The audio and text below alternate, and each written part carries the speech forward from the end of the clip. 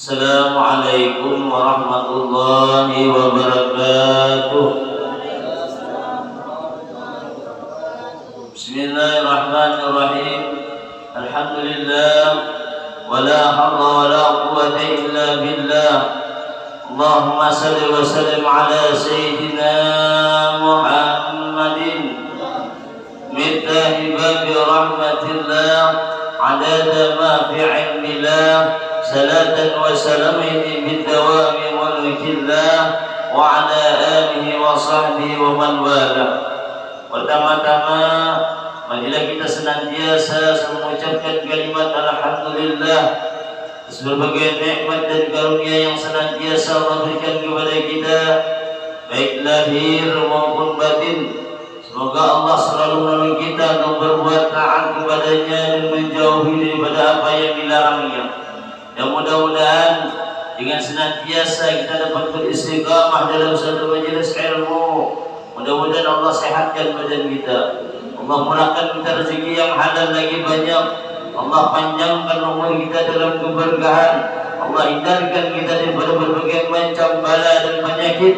Dan mudah-mudahan dosa-dosa dan kesalahan-kesalahan baik diri kita, keluarga kita, jalan tetangga kita diampuni oleh Allah Subhanahu wa taala, sehingga nantinya kita memperoleh satu keuntungan baik di dunia terlebih lagi di akhirat. Amin.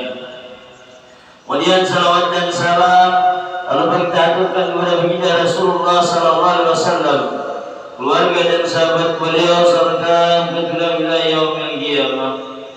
Para jamaah langgar asyiba yang insyaallah senantiasa dalam jalan rahmat dan hidayahnya Allah Subhanahu wa taala. Kembali kita menyambung pengajian kita yang telah lalu. Untuk yang berikutnya adalah mengenai daripada pembagian najis-najis dari segi dimaafkan dan tidak dimaafkan. Jadi yang pertama adalah najis yang dimaafkan pada pakaian dan air. Yang dimaafkan pada pakaian dan air itu yaitu najis yang tidak terlihat oleh mata normal kita. Nah, jadi mungkin terlihat oleh mata normal kita. Nah, kayak apa? Contohnya seperti najis yang ada di kaki lalat. Kalau kita melihat kalau kenapa jadi sahabat lalat oleh lalat ini jauhnya hinggap ini jarang baik. Yang lalat kalau baik terus kalau nanti hurunginya. Masalah dalam kalau lalat hurungi maju, ya lalat. Pokoknya nang kebiasaan kita lihat yang ada binatang lalat ini pasti mendatangi tempat-tempat yang berbau. Ya Allah, nang bau-bau pulang macam tu. Apalagi umpamanya kayak lancong menginjam lagi kan. Nanti injak dia itu, injak ke pakaian kita. Kita kalau melihat kita tahu bab lalat ni senantiasa bisa diinjak di batang tubuh kita, ada di awak kita, ada di kulit kita, di baju kita, nyata. Nah, ini tadi. Si lalat yang tadi. Kemudian lah. Nah, jadi hal demikian tadi dimaafkan baik pada pakaian maupun daripada air. Oleh kita kalau melihat kalau gugur umpamanya lalat kita ke baju umpamanya nih. Nah, bahkan dikatakan bila mana umpamanya lalatnya gugur, bila hendak dia minum banyu tuh langsung aja dilupakan sehubungan orangnya. Babnya dipadakan apa? Salah satu di antaranya itu ada mengandung penyakit. Penawarnya pun di situ juga, jadi dilupakan tidak kalian. Kamu hendak juga minum. Berarti dia wilayah seorang itu loh.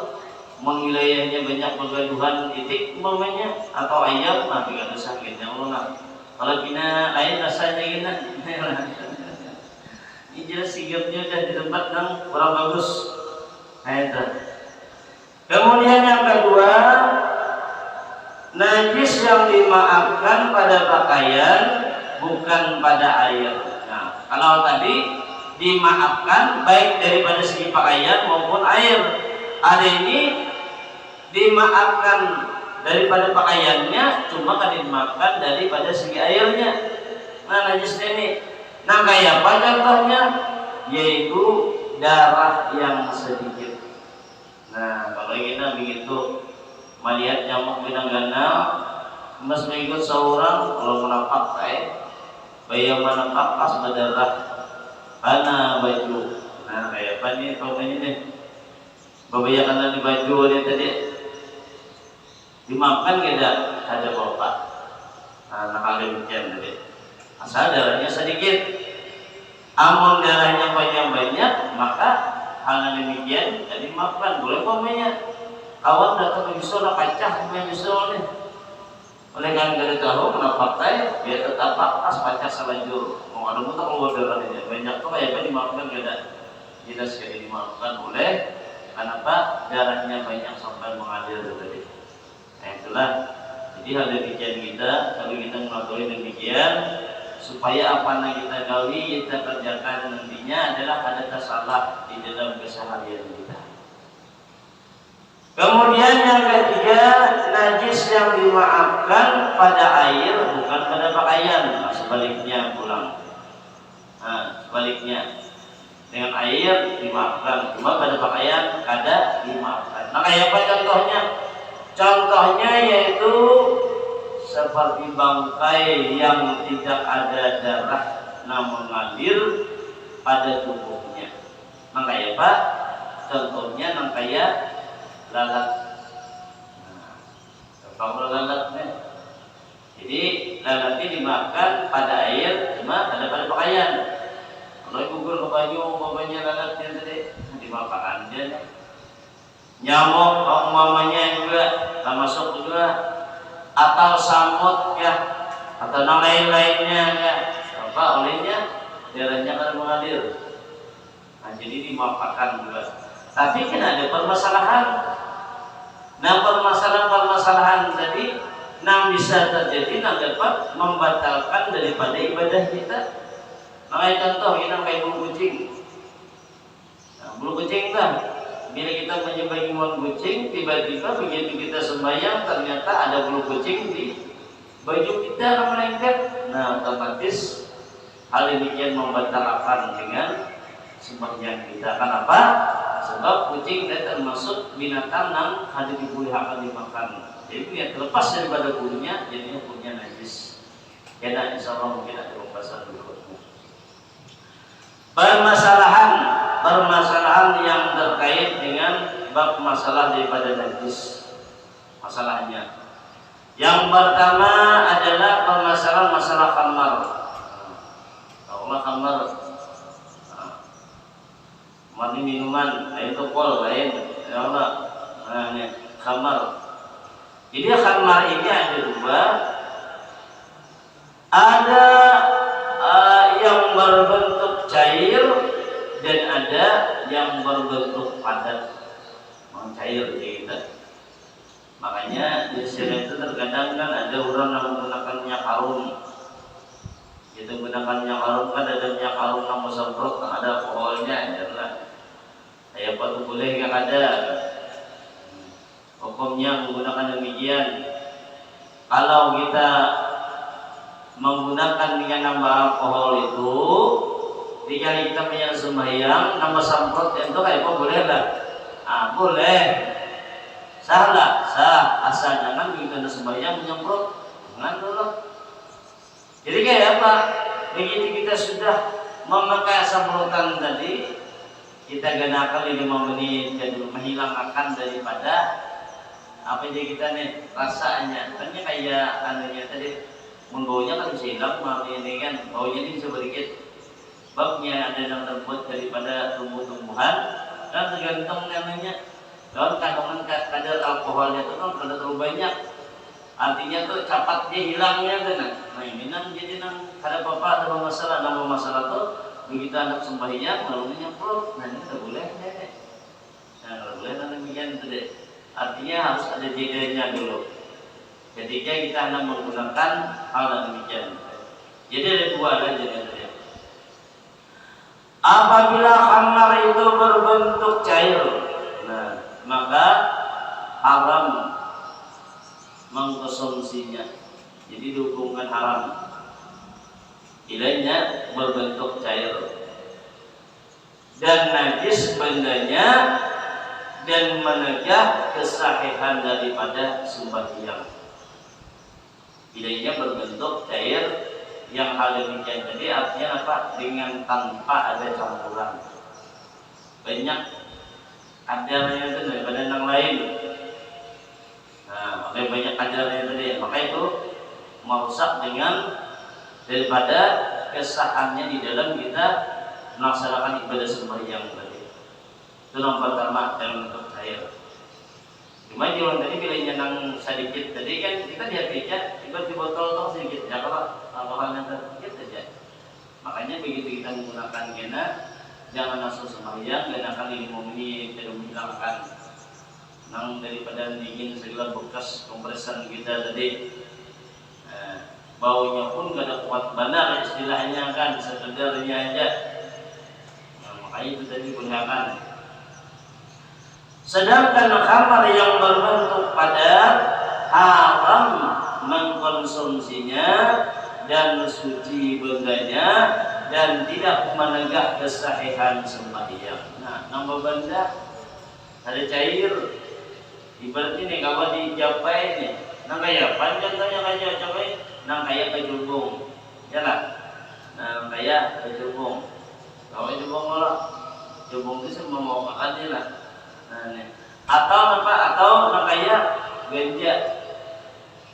Ganja itu daunnya, apa? Daun ganja. Nah, itu benda-benda tak? Atau kalau pakai itu kan? Nah, ini. Nang kali dimuliakan tadi, bila kita mengkonsumsinya. Bila kada konsumsi itu suci aja bendanya kada masalah.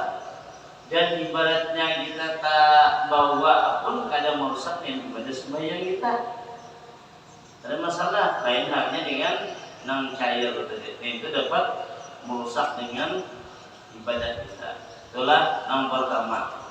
Jadi masalah yang pertama adalah yang terkait dengan najis tadi yang pertama khamar.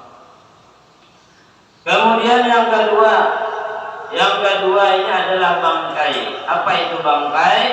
Bangkai itu yaitu binatang yang mati tanpa penyembelihan sesuatu syariat, maka hukumnya najis. Artinya binatang itu mati gak ada disembelih dengan tanpa menyebut nama Allah. Kalau yang ini kan umpamanya nih, dia menyembelih itu kita berhati-hati benar. Kalau yang menyembelih kita padat jauh orang ini bayar mesti lepas atau berjalan langsung ini. Ada. Kalau lah, kalau binatang ganal aja, sampai sapi itu ya Allah. Nah, itik buat benar itik kita gak kurang kita. Tidak ada tekniknya, arabangnya berjalannya. Ada ketanggapan. Bagi pendatang harian ya, aku lihat dapat tubuhnya mati. Nah, ini bisa jadi bangkai ini gitu nih. Jadi hati-hati benar ya Allah nih. Hati-hati. Dan yang kedua, mohon maaf, umpamanya kita banyak biasa ayam, begitu itik, umpamanya lagi berjualan, bapak yang menyembelih, sekali baca aja, atau ikut, bukan ikut sarungan, lagi ikutan lagi, mas di sini Bismillahirrahmanirrahim, set gayat sedikit, surung gayat, sekali ini mau baca, nah, itu kan boleh itu tadi. Sekali dua aja tanya, jangan sekali mau borong berdaan. Nah ini kada boleh, baca hati benar. Makanya mohon maaf bagi orang yang menjual segala ayam, kalau mau ini menjual ayam itulah, menjual ayam ini bulunya ini masih dilihatannya, artinya kan ditataknya nih. Itu kelihatan tuh nang bersembeli, nang baik yang kadanya tuh, artinya nang ayam mati atau yang hidup nang sudah sembeli itu kelihatan. Kalau ayam nang memang sigar nang sembelih bujurnya tertarik punya, kelihatannya begitu kita lihat rumah jual. Tapi bilanya ayam nang sudah uyuh jualan apa itu, ayam nang sudah jadi bangkai mati digayat kurang bisa ikut sembelih, ininya ada tertarik punya. Nah, artinya rata aja. Kalau itu medhi boleh kan mengatakan sebab kenapa ayam itu begitu atau itik begitu sembelih pastinya menarik kita tertarik langsung namanya ini.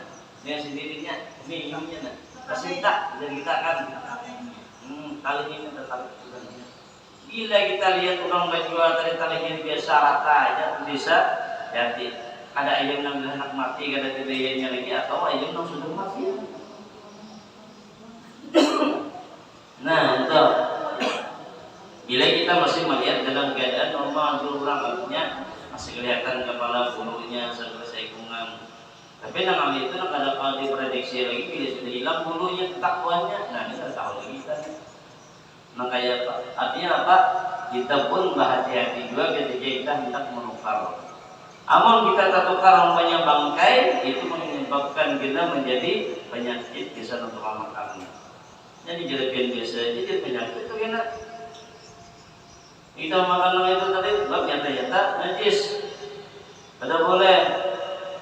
Nah, jadi dihajarkan benar. Jangankan kita makan diberikan orang hingga boleh hukumnya tetap haram. Sudah tahu pada baik hukumnya diberikan kita begini. Kemudian yang berikutnya adalah masalah hukum bulu binatang. Nah, bulu binatang.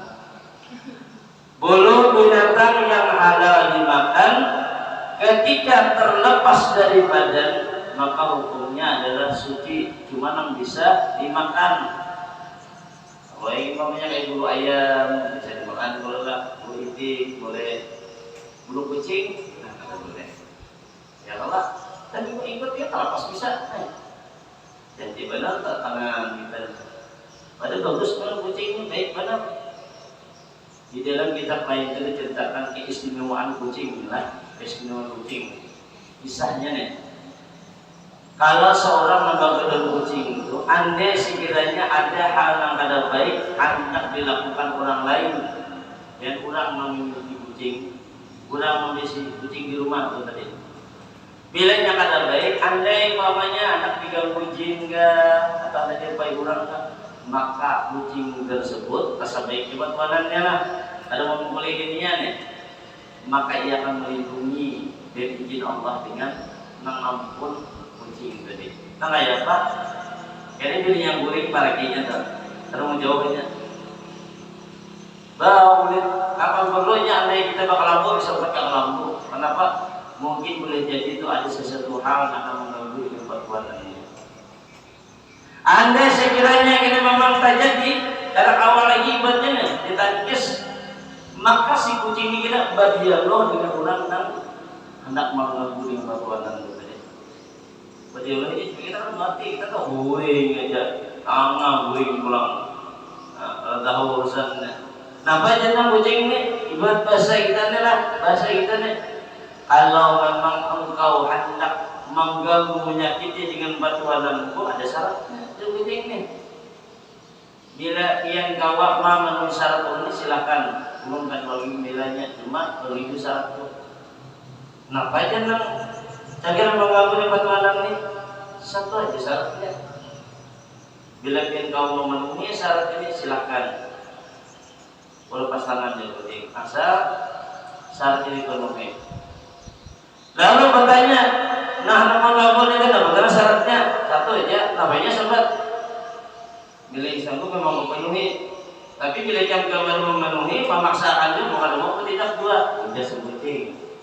Nah, kalau kucing dua. Sehingga ketika berdialog ini apa aja kucing? Apa syaratnya tadi? Hujan unggal syarat sama tinggi aja. Hitungi bulu nada di batang tubuh berapa jumlahnya. Bila ini tepat silakan. Bila ada tepat jangan coba mengganggu ini. Nah, taruh kucing lah.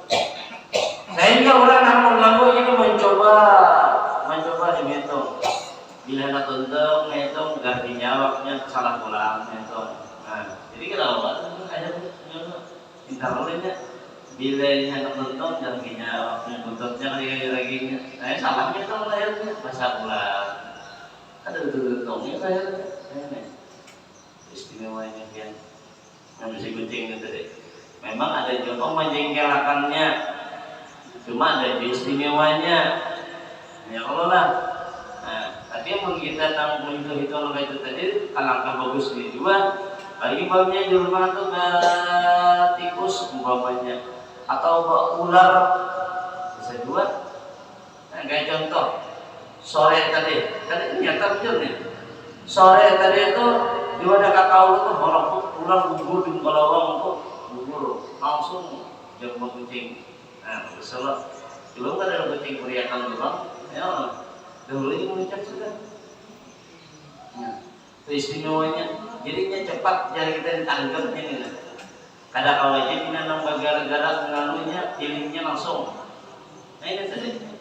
Jadi luar biasa.